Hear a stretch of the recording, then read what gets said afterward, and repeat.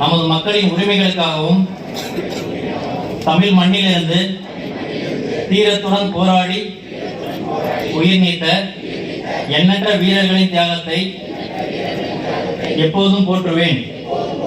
நமது அன்னை தமிழ் மொழியை காக்க உயிர் தியாகம் செய்த மொழிப்போர் தியாகிகளின் இலக்கை நிறைவேற்றும் வகையில் தொடர்ந்து பாடுபடுவேன்.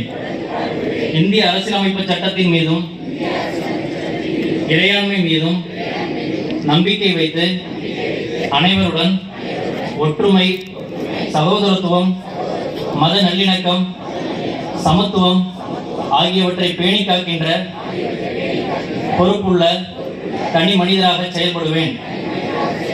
மக்களாட்சி, மதச்சார்பின்மை, சமூக நீதி பாதையில் பயணித்து என்றும் மக்கள் நலச்சேவகராக கடமையாற்றுவேன் என உறுதியளிக்கிறேன்.